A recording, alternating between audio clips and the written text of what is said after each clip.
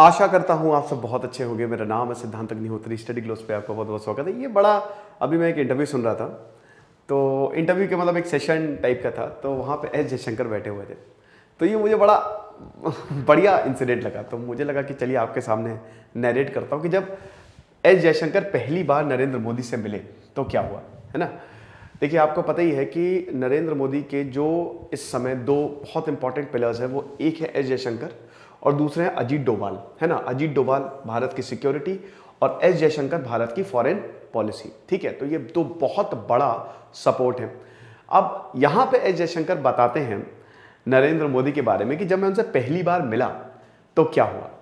तो ये बताते हैं कि देखिए, एस जयशंकर के बारे में मैंने कई बार बात की है, इन पे लेक्चर्स लिए हैं और कई बार हमने जो एस जयशंकर रिप्लाई देते हैं उसका भी एनालिसिस किया है। अभी भी अमेरिका के मुंह पे अमेरिका को गरिया के आ गए कि जो F-16 तुम दे रहे हो पाकिस्तान को, ये हमको ना बताओ। दुनिया भर में है पाकिस्तान आतंकवाद फैलाता घूमता है और हमको तुम बोल रहे हो, बेवकूफ़ किसी और को बताना, ठीक है, कि ये पीसफुल पर्पस के लिए होगा, इसके लिए होगा, उसको होगा।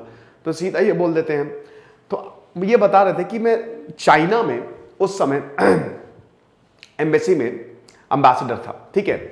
तो अब क्या हुआ कि ये एम्बेसी में चाइना 2009 से लेकर 2013 तक ये चाइना में एम्बेसडर थे। तो ये बताते हैं कि उस समय नरेंद्र मोदी जो है वो चीफ मिनिस्टर ऑफ गुजरात थे। तो तब मेरा पहली बार इनसे मुलाकात हुई, लेकिन ये भी बताते हैं कि मैं इनको पसंद करता था, नरेंद्र मोदी को, ठीक है। और ये बताते हैं कि मैं एक ऐसा इंसान हूं, एस जयशंकर ने अपने बारे में भी पहली बार बात की कि मैं एक ऐसा इंसान हूं कि मैं बहुत ही माइक्रो डिटेल्स में जाता हूं, मतलब एक एक चीज मैं खंगालता हूं और मेरे साथ काम करना बड़ा मुश्किल है।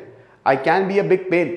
बाहर मैं बहुत अच्छा हूं, outside I am a nice guy, लेकिन मैं दिक्कत पैदा करता हूं अगर मेरे साथ सही से काम नहीं करोगे। ठीक है दोस्तों, काम करना है, इतनी बड़ी जिम्मेदारी है, तो हर किसी को काम परफेक्ट चाहिए और ये जीनियस की पहचान होती है।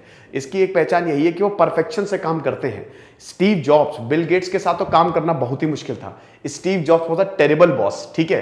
तो ये पहचान होती है। हालांकि अब इतनी बड़ी जिम्मेदारी है तो अब उस हिसाब से काम करना ही पड़ता है। तो ये बताते हैं कि उस समय नरेंद्र मोदी आए, चाइना में इनका एक प्रोग्राम था और बड़ी बात ये है कि ये बता रहे थे कि आमतौर पे जो पॉलिटिशियन आते हैं वो अनप्रिपेयर्ड आते हैं। कहने का मतलब ये कि प्रोटोकॉल होता है, स्टैंडर्ड ऑपरेटिंग प्रोसीजर होता है, एसओपी जिसको बोला जाता है, वो ज्यादातर पॉलिटिशियंस को पता नहीं होता, या अगर वो आते हैं तो मुझे उनको बताना पड़ता है, या अगर मैं कुछ बताता हूं तो वो रिस्पॉन्ड नहीं करते हैं। लेकिन नरेंद्र मोदी जब आए तो पूरी तरीके से प्रिपेयर्ड है। इनको एक एक चीज पता थी क्या करना है। इनके पास एक विजिटिंग कार्ड भी था।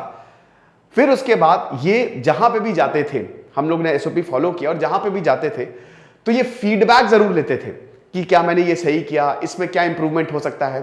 तो feedback was very very important. तो वहां पहली बार मुलाकात जो है नरेंद्र मोदी की एस जयशंकर से चाइना में ही हुई, ठीक है। ये उसके बाद एक बहुत ही फनी इंसिडेंट ये शेयर करते हैं कि 2016 में 2016 में क्या हुआ, अफगानिस्तान में जो भारत का कॉन्सुलेट है वहां पे अटैक हुआ।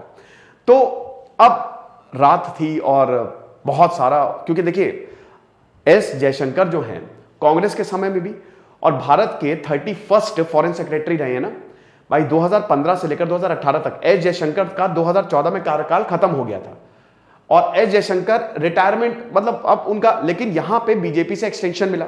नरेंद्र मोदी स्पेशली चाहते थे कि एस जयशंकर जो है वो फॉरेन सेक्रेटरी रहे। तो 2015 से लेकर 2018 तक एस जयशंकर जो है वो फॉरेन सेक्रेटरी थे। उस समय फॉरेन मिनिस्टर कौन थी? सुषमा स्वराज, है ना। ये हुआ।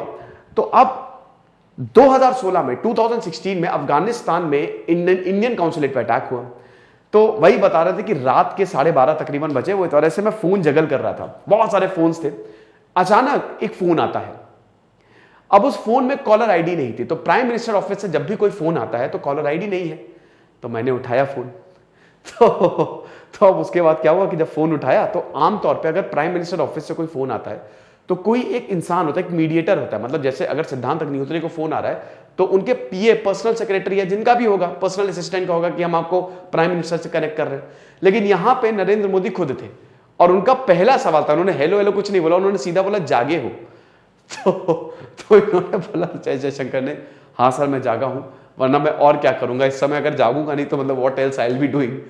तो इन्होंने कहा कि टीवी देख रहे हो? नरेंद्र मोदी ने बोला। तो उन्होंने कहा कि हाँ सर मैं टीवी देख रहा हूं। तो उन्होंने कहा कि कैसा चल रहा है, तो उन्होंने कहा कि सर सही चल रहा है, अभी 2-3 घंटे अभी और लगेंगे और अभी तो काफ़ी हम इसको खुद से ही हैंडल कर रहे हैं ताकि सिचुएशन जो है वो नॉर्मलाइज हो जाए। तो फिर प्राइम मिनिस्टर बोलते हैं, एक पॉज लिया और उन्होंने कहा कि मुझे फ़ोन करना। अब एस जयशंकर समझे नहीं, उन्होंने कहा कि ठीक है सर, लेकिन फिर प्राइम मिनिस्टर बोलते हैं नहीं, मेरे पर्सनल नंबर पे फ़ोन करना और बताना क्या हुआ है।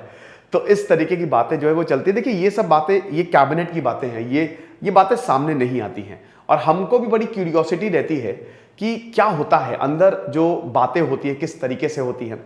तो यहां पे एस जयशंकर ने ये बातें खुल के बताई और one of the best politician S Jaishankar, foreign minister की बात करें तो बहुत ही ज़बरदस्त फॉरेन पॉलिसी रही है।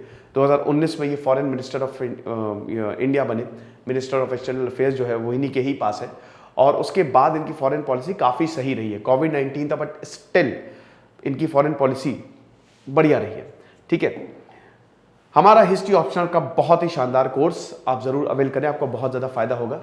एक्स्ट्रा 25% आपको ऑफ मिलेगा, आपको कूपन कोड यूज़ करना है हिस्ट्री। ठीक है, और अभी जो है वो 2 दिन तक सेल चल रही है। इस बार जो हिस्ट्री ऑप्शनल का पेपर आया वो काफ़ी हद तक क्या पूरा का पूरा जो हमने पढ़ा है उसी से ही आया। तो अगर आपको एस जयशंकर की तरह फॉरेन सेक्रेटरी बनना है तो हमारे कोर्स को जरूर अवेल करें। Thank you so much.